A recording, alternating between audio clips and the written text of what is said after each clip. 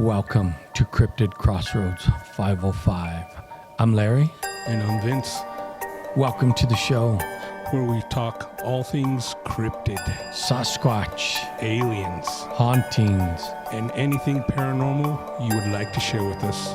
You can reach us at cryptidcrossroads505@gmail.com. So settle in, open your mind, and enjoy the show.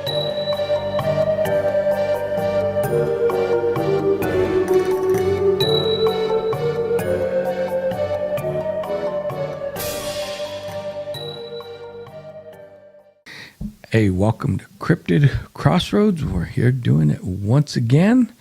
And I'm here with my co-host, Vince. Vince, give him a shout out. Hey, everybody, welcome back to the CCR 505 studios. We're glad you're joining us, That's right. We're always glad to see you back. even though we can't technically see you. That's right. So tonight we're going to start it off. We're going to start it off we're the going way to we start it off the way we always We've been do slacking it. because we almost forget. I know. We. Has nothing to do with our age. I was going to say it's Youngheimers if it's anything. Oh, man, my kids would never say I'm young, though. Our traditional toast to you. To you. Thank you for being here. Oh. Ooh. Ooh, that's a Sasquatch whoop whoop. Good stuff there, Maynard. Ooh. All right, now that that's out of the way and we've paid tribute to you, our fans, we're going to get on with the show. That's Motley Crue would say. That's right. Yep. Now, Yes. what were we going to talk to our audience about today? Well, recently there's been a photo that's been circulating on the internet, and it shows a gentleman that he discovered tracks in the snow from a Sasquatch. Now, he puts one of his boot imprints next to it, and then he shows, it's for scale, and then he shows the photo has the Squatch print in it. And I want to say his print looks like a baby print next to that Squatch print. So, and it's out in the snow. He's wearing a boot, so I'm guessing that's anywhere from a size 10 to 12 boot at least. Yeah, I was going to say that's probably about right, 10 to 12, because he doesn't look like he's a small gentleman, but that print is huge. Right. It's significantly longer and wider. That's right. And I kept a picture for our fans. I am going to load this into the video so that you could see it and you'll know exactly what we're talking about. Now, for those of you that don't know what I mean by loading it into the video, we also are broadcast on YouTube. So you can find us on YouTube at Cryptid Crossroads 505. Right. And we should come up. Right. And if you watch our podcast on YouTube, you not only get the audio, but you get a video.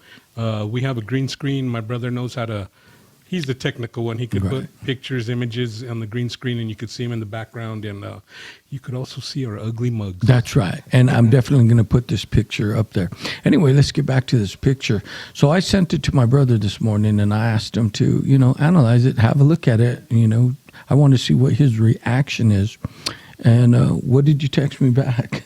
I said that's a long stride in between those prints. And, it's hard to gauge just from a picture, but you could see the prints, and they're, I guess what you would say, typical Sasquatch, because they're not staggered much. Right. They're almost like in a straight line. Exactly. They're off a little, but more straight than a human would walk. Right. And not only that, the stride.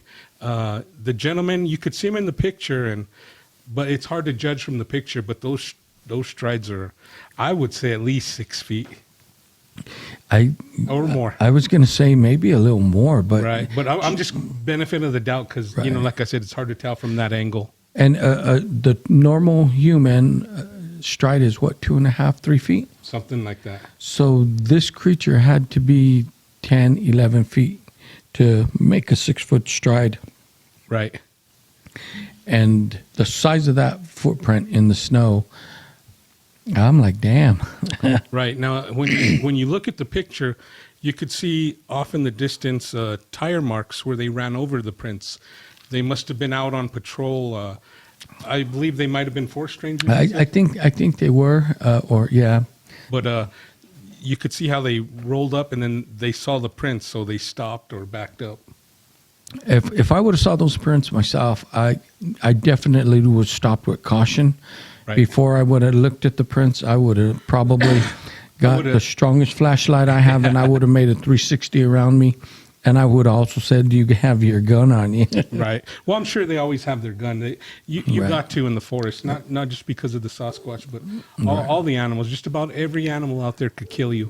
Exactly right. Or even scare the crap out of you. A rabbit will probably scare me. Oh yeah, no, and we did hear a rabbit that scared us, but that's that's a good estimation on the stride you said, because I was thinking the same thing. Right. I was thinking this creature's stride is about 6 feet. Right. So for it to be a 6 foot stride, and when you look in the picture, I followed the footprints, to see if did they hoax this? But no, because like you said, you could see where the tire tracks are coming in. And I got a little tongue twister there. Yeah. That's right. My mama said it.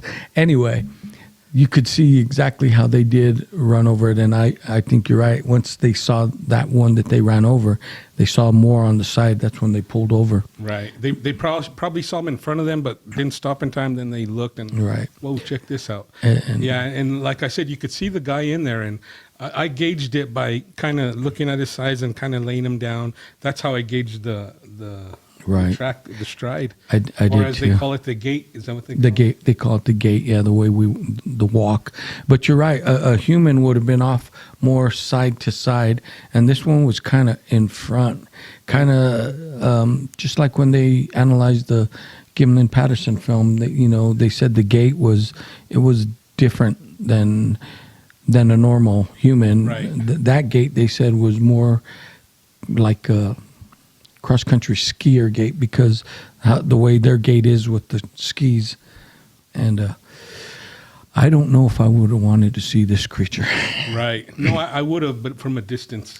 Right, a long distance, maybe through binoculars. Right. Now, I've heard of other people finding tracks, and I always say there's a lot of fakes on the internet. There is, and they discredit the community. Right. And the ones I pull out as fakes are the ones that know all the terminology. Oh, the gate, this and that. Right. They try to sound like the professors, the researchers. Right. To me, I don't know. They've researched enough, and they're trying to fake it. I could be wrong, but like us, we only know because we researched it, but we're Right. not trying to put ourselves out as professors. We're just regular guys. Yeah, and we're not looking for that fame and fortune. And I think on some of the fakes, that's what they're looking for: the popularity, the fame and fortune. Because you get the same guys that say, "I have one frozen in my freezer," and blah blah blah. The And Minnesota ice. well, bring that sucker out and give it to science and stop Right. bullshitting. But just by the gate, and it's in snow, I don't think this one is hoaxed. No. Because in snow, it's not very deep. But how do we walk in snow? Our stride is shorter, and we take cautious steps. Right. And there's no telltale signs that the snow's been disturbed around it. Right. To, There's not. To show that like someone was doing the imprints, because then you may see other tracks by it. Right. And then you see the pickup tracks. They come from a different direction. So Right. it's not like they're driving next to it, putting prints. You would have seen that. Well, you'll see when the picture's there. Yeah, you'll see. It's that picture right there. There it is. Hollywood magic. There you go. Anyway, when I saw these prints in the snow, it brought me back to when we went up to the Jemez one of the times when it had snowed. A lot of the snow was melted, and we talked about this in a previous podcast. But I thought if I had my dogs with me like I did that day, I took one of them, and he made a beeline. And like we said, he made a beeline for the prints that were there, and we didn't know it. I just thought, he's running off, getting to know the area. But no, after we went up and scouted a little on the way back down, we're like, oh, look at the prints here. Well, actually, he found them on the bottom. Right. We went up to the top, so he followed us, and we actually discovered them on the top. And then followed them down. Followed them down, and we're like, this is what he was at. Yep, he went. And so, just so you know, I have hunting dogs, so they're keen on that. They even hunt insects in the yard. That's Yeah, well, they get bored here in the city, so they hunt what they can. right. And so my dogs, they're bred for hunting. They have a keen sense of smell, like most dogs, but they're not afraid to go out. It's in their blood, Right. because they're Chesapeake Bay Retrievers. They're not afraid to let you know, hey, something's right here. Right, and that brings me back to we went out there one night. It hadn't snowed yet, but we took one of your dogs. Yeah. And once the sun went down, he stood by your side, but he was growling. There was something out there. Yeah, he definitely let me know. Now, this brings me back to a story. I don't know. I may have talked about it in an early episode, but it was myself. I know my kids and maybe one or two of their friends. We were driving through the Jemez Mountains. We didn't go toward Fenton. We went toward Los Alamos, and there was snow on the ground, so all the side roads were closed.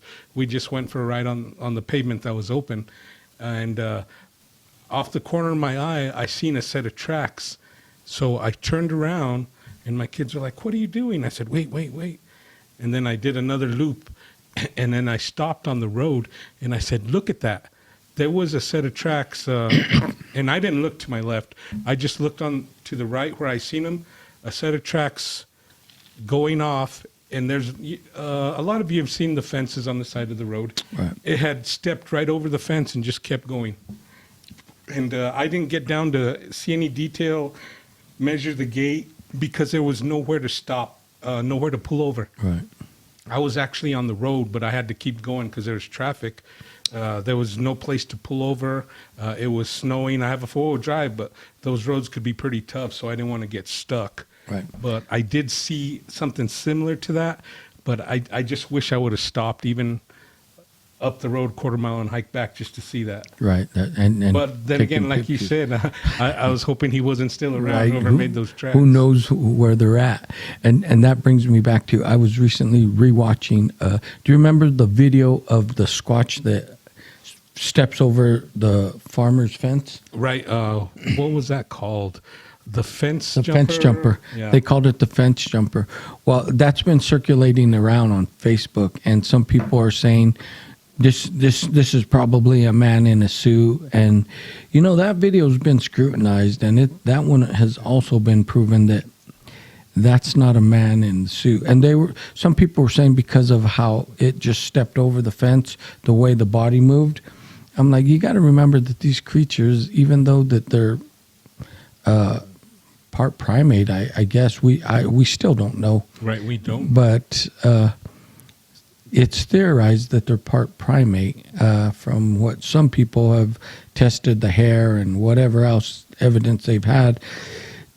Just, you know, something standing up straight like that, I don't care what it is, it's going to have to step over the fence in that manner. So I took that with a grain of salt and I said, but there's not many men that's going to dress up in a hairy suit like that and just with one bound, one leg over, step over a fence. Right. Because if you go back and look at the fence jumper video, when that man stands next to the fence, Right. it's like, holy crap. Now let's give a little bit of Big. insight about that area. Now, I believe that was a Sasquatch research area. Right. It was like a farm. They had crops. And one theory is that Bigfoot, I guess they know about cameras or maybe, like you said, they could see Yes. whatever it is that sets the cameras off. They see the infrared because theory again, we don't know. Because they're nocturnal, they could run through the woods at night just as well in the day, just like your dog can or a mountain lion. So they see the blue spectrum, which Right. picks up that infrared. So like my dogs, when I turn on my outside camera to look at and see what they're doing, as soon as that camera turns on, they see it and they look up at the camera. And they'll even walk up toward it because they see it broadcasting that night vision. And I don't know how else to say it, but it's crazy. They see when it comes on. They see it, or maybe there's a sound. There's no sound in the There's camera. no sound that we could hear. Yeah. Well, and I just say it's because they have Right. good night vision. But getting back to this research area, that was a theory I suppose they knew about the infrared or whatever that triggers like trail cams and stuff. Right. So what they would do was they'd set up these mirrors and they set up a camera into the mirror. So they would film everything behind them. And I guess I would throw off the Sasquatch. So they would go behind the camera like they usually do. Like Right. sometimes you'll come across trail cams that are messed with. Right. They go behind the camera because sometimes you'll see a hand or something. Right. So they set up an optical illusion Right. to try to catch them. And it worked. And there's been other videos. They show them outside the barn, two little ones fighting. I and then remember a big seeing one that comes one. and breaks it up. But anyway, the one that hops over the fence, he kind of sneaks down. It looks like corn or something, right? Yes. He sneaks down, goes back, and then they show him coming back, and he's kind of hunched over still, but he just steps over the fence. Right. Now, there's a researcher on the internet. If you're into Sasquatch, you probably have come across some of his work. MK Davis on Facebook, he goes under Green Wave, but he does really really good work. He has the software to analyze videos, but that's where I saw this video. He was analyzing it. And he actually went to the farm, and there was, like my brother said, there was a picture of him standing next to the fence, and I want to say the fence hit him at least close to his chest. Right. And when this creature stepped over that fence, his hip line was like at that fence. So you could imagine if this man who's 5'8", 5'10", his chest is at that fence, yet this creature steps over and his waistline's at that fence.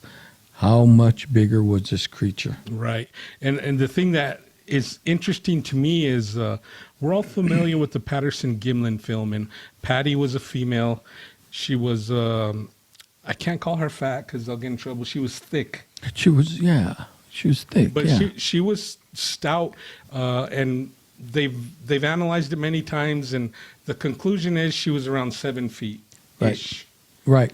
But this one, much thinner, much leaner, Right. much faster. Right. And I'm going to say, I think the women are going to be thicker, just like some human women are thicker. Tread lightly there, buddy. well, there's a reason for it, because they're caregivers. They're made to hold more weight because their body's got to produce the milk to nourish and whatnot. Right. And of course, most women, they do lose a lot of weight. I mean, just the women that had my children during the time of pregnancy, she ate like. What do you mean, women? What kind of life do you live?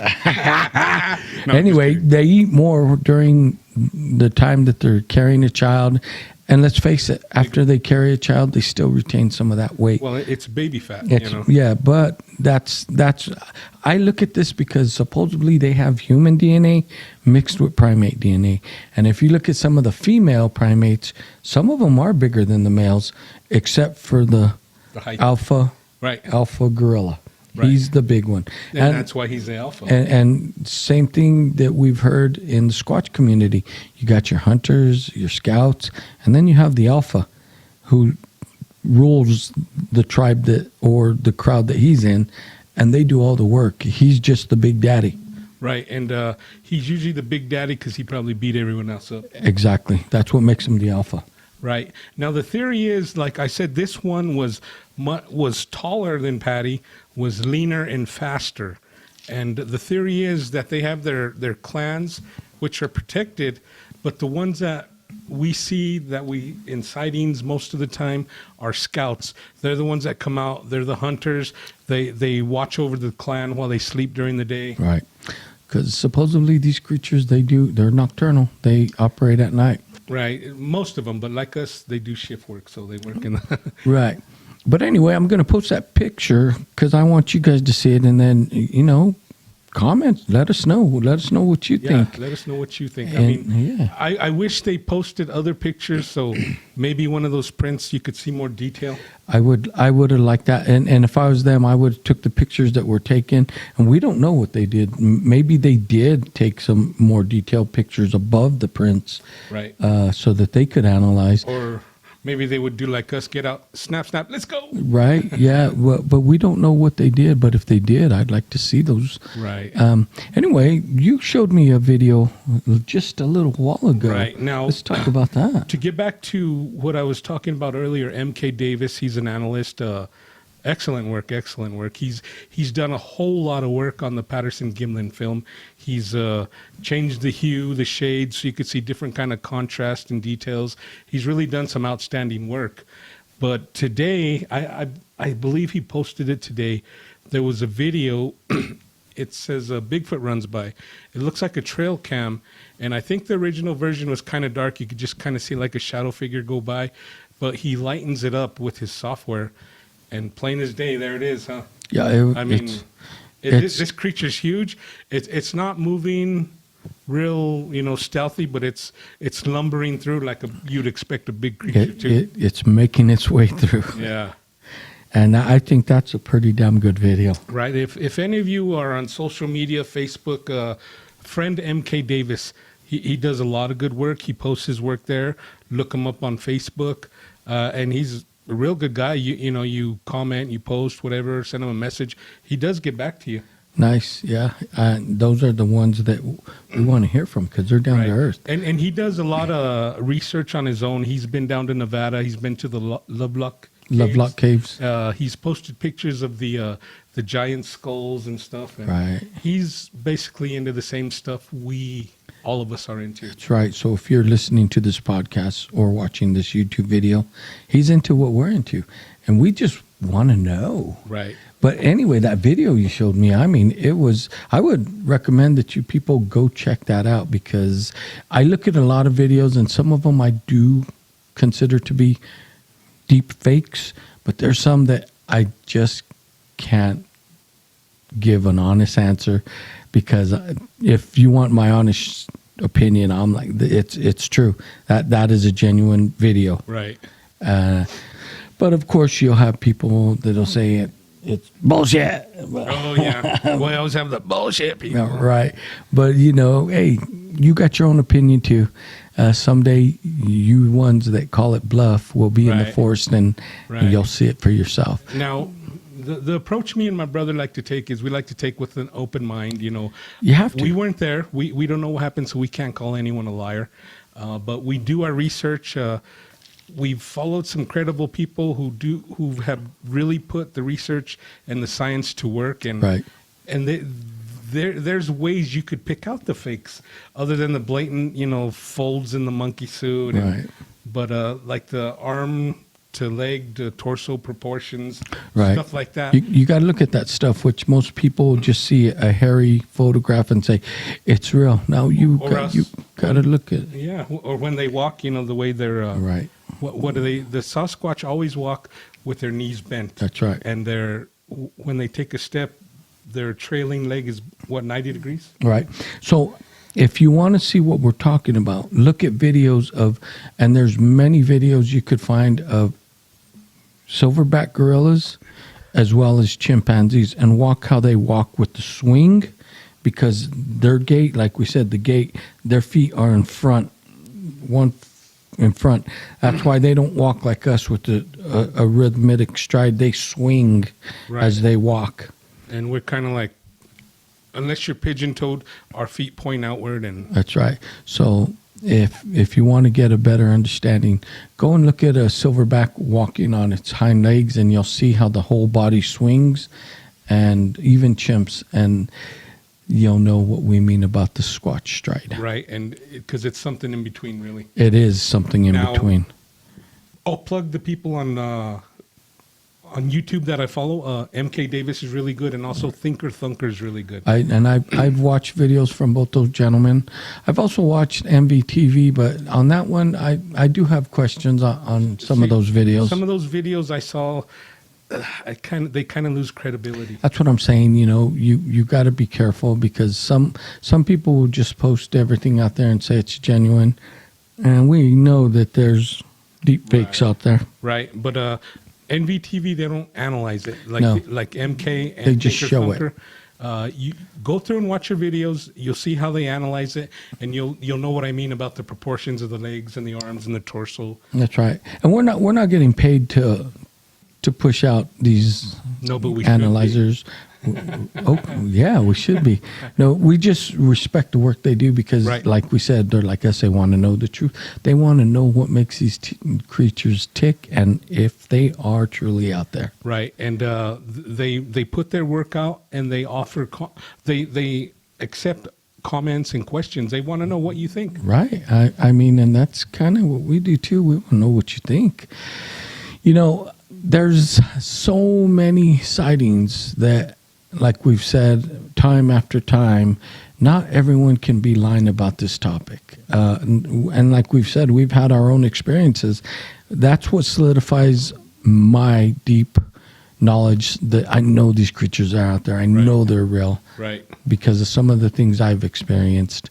I haven't had that close encounter of the fifth kind yet, but who knows? Someday I may. And that'll be the day that all this ends. Right. Because I'll be curled up in the corner. No, I don't think so, because I curled up in the corner, but you pulled me out of the corner. So if it happens to you, I'm pulling your ass out too.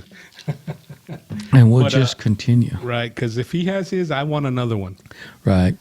And, you know, my thing, it's like with any cryptid topic, you know, we hear about the dog man, the moth man. People have seen something. We can't call them liars because not everyone's a liar. What they've seen, they can only tell you what they've seen. Right. They can't tell you what it is, where it came from, or where it's going. They can only tell you what they've seen. And it's up to you to use your judgment and say, wow, is it credible, or is this person looking just for 15 minutes of fame? Right. And now you could tell the credible ones, just their body language tells them, you know, they were genuinely scared, or they genuinely believe what they saw. Right, And of then course. these other guys, I've seen some videos where they're hunting. Oh, let's get the camera and follow it. And come on, you know. Nah, I truly think from people that have had genuine sightings, I don't think you're going to say, let's get the camera and follow it. You're going to say, let's get the camera and get the hell out of here. Right. Now, I do believe that persistence pays off like anything, and and that's why we go do what we do. Now, I mean, I know we're close. We've heard so many things. We've had so many things happen. We found prints. They've been so close we could smell them. Yeah, and yeah, it smelled like stinky wet dog. Yeah, and that's hard to describe. A dog. There was no canines out Yeah, there. there was no one out there except us, and no dogs, because dogs let you know, they bark, and you know, especially if they're not our dogs, they bark. Or coyotes. And Yeah, but good God, it stunk, and the wind just brought it through, and it was like, whoa, what the hell is that? Now, when I'm at work, I work out in the boonies. There's a lot of coyotes, and the coyotes come right up to you because they've learned how to beg for food. And they've come up, you know, within a few feet of me, and I couldn't smell them. No, but whatever was out there that day, we smelled. Right. And that's the only thing I could attribute it to, is like a wet dog, because I've wet my dogs, and you know, because certain animals don't get bathed like regularly. Right. When I wash my dogs, they have that wet dog, like the rain hits them, you get that, ooh, stinky wet dog. But this was amplified stinky wet dog. And could you imagine what it really smelled like? Because they weren't actually next to us. No, the wind carried it in, because it as the wind came in, we were like, ooh, whoa. I smelled it, and I'm like, can you smell that? And he's like, no. Then we got another little gust, and he's like, whoa, I smell that. I'm like, now I smell it. That shit stinks. Yeah. Now getting back to, we're talking about their gait and how it's different from ours, different from a primate, something in the middle. Now, do you believe these creatures are a mix of human and primate? Because all these samples, all these hair samples, all these DNA samples that get sent in to labs that will actually test them. Right. Now, there's people who don't want to have nothing to do with Sasquatch at all, because it'll discredit them. It'll ruin their careers. Of course. But What do these tests always come back as? They come back as inconclusive. I mean, And but what do they say? They say it must have been contaminated with human DNA. that's right. So I know that there's human DNA in it. Now, it goes back to another. I was reading a story the other day, and they were talking about some of the tribes. One of the tribes gives this creature credit for teaching them how to play the drums and how to sing. And they said at one time their tribe was that close with the Forest Brothers, is what they call them. And, a lot of native tribes just looked at them as another form of human tribe. Right. And so I'm like, is it truly Neanderthal bloodline? What? We don't know. Yeah, and we won't know until. And, I hate to say it, and scientists won't believe it until there's the body. I know, and that's sad to say, but we have that's what I'm saying. Some of these people that say my father killed one 53 years ago and it's been frozen since then. Well, give up the body, man. You know what? I gotta take a step back. I truly believe that the government does have a live one, body, something. Well, we can't depend on them to give us the body. They won't. Just like UFOs, it's all smoke and But mirrors. we have talked about that, and we know that they do have a body. We know that they study these creatures. They know they're out there. That's been proven. I mean, well, we've heard stories. We've read stories about. Do you remember the guy that was on his deathbed and the missionaries talking to him, and how they killed the juvenile? Yeah, he was on a kill team, and that's what he had to get off his chest. And we've heard several stories about kill teams. Yeah. There was a Bigfoot festival in the Jemez Mountains here, and they had a story about the Native Americans, how the men were off on fighting the white man, and the Sasquatch helped sustain the rest of the tribe by bringing carcasses. Right, and that was that was a tale from an old Navajo woman that was told to her by her grandmother. Right. So that's how long ago it happened. But you're right, and I think we did discuss that on one of our previous podcasts. We told them that tale, but that just goes to show you that there has to be some humanity to these creatures if they could do things like that. They're not all. Now, just like in humanity, we have the good and the bad. Right. I hear stories about the good and the bad in these creatures. Some of them will escort you out and say, you're not welcome here, and some will just let you be and, and go on their way. I believe it depends on the circumstances. Just like with this human, I mean, I'll go to the fast food restaurant. If there's somebody out there that's hungry, I have no problem buying them a meal. Right. But you want to come into my house uninvited, we're going to have issues. And I see it the same way with them. I do. I do see it with them. Anyway, that's what we wanted to share with you tonight. We definitely wanted to hit on that topic on the picture that we shared today, and the one that was just put up back here. Check out that stride and tell us what you think. And we always want to hear from you, as always, and reach out to us, man. Right. Now, we talked about that picture, and I'm just going to throw this out there. Pretty soon they're going to close up the Jemez where we like to go, but we could still go on the paved roads. That's right. Like I said, I saw those tracks. Maybe we should make a few day trips. I was going to say maybe we should park on the side of the road, and when some of those roads are locked up, and especially after it snows a little bit, maybe venture back by foot, not too far back. Well, that's, the footing is hard now. Could you imagine in the snow? I could imagine, but we may find something good in the snow. Or something may find us. Anyway, thank you. We could have talked about this probably another 13, 14 years. So we could have, but thanks for listening, and we hope you enjoyed. Yay. Thanks.